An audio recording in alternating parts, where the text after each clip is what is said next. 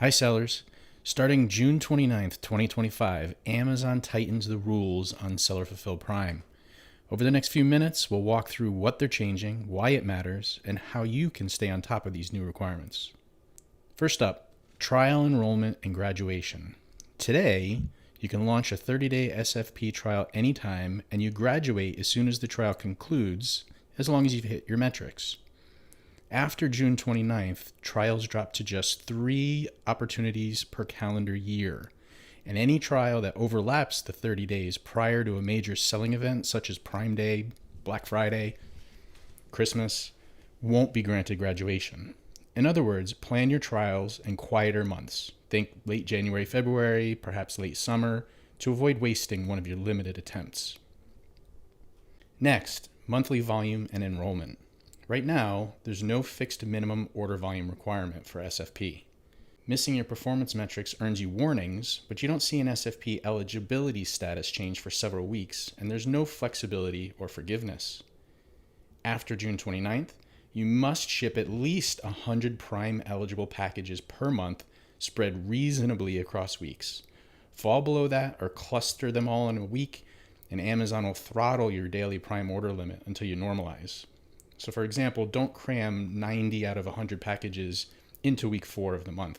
Aim for 25 to 30 packages per week to keep your Prime badge active. And now, if you do get a second warning, you can pause Prime for a week. No shipments, you can course correct and reset without penalty. On to size tier misclassification and network disruptions.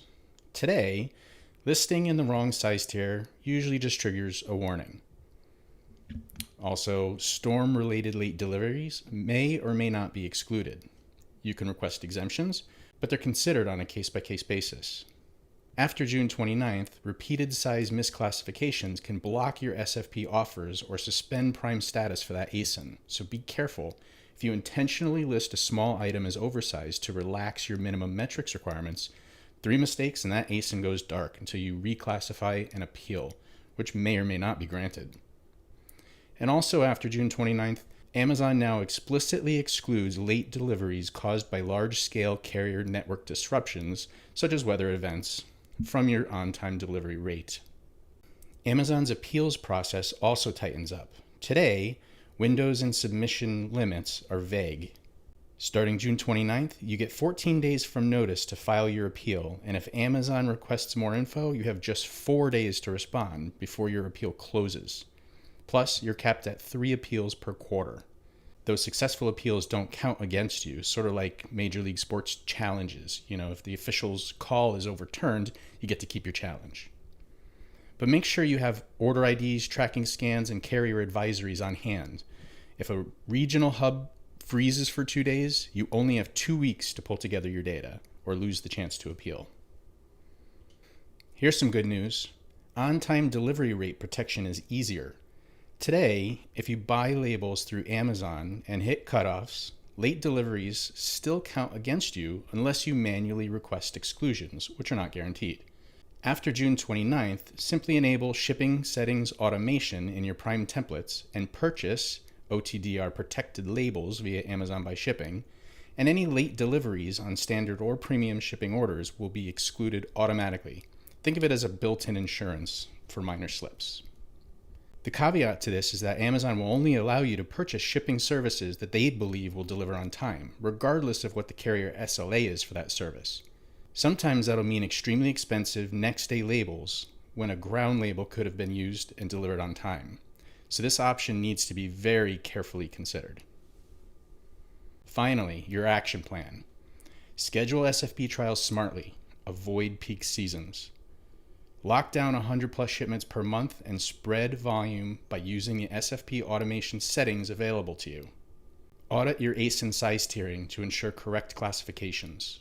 Consider enabling shipping automation and protected labels in Seller Central if you have the margins to withstand the shipping label pricing volatility.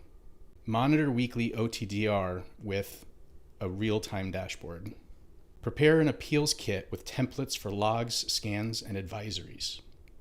Build in disruption buffers. Pre-notify Amazon of snowstorms. Or consider outsourcing your SFP fulfillment to a distributed warehouse network that inherently mitigates carrier outages. Lastly, stay up to date on SFP policies so you're never caught off guard.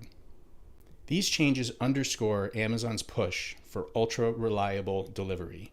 Good for customers, tougher for sellers. But by understanding the new guardrails, automating wherever possible, putting the right partnerships in place that will help you succeed, and building a rapid response process, you can not only stay enrolled in SFP, but you can thrive.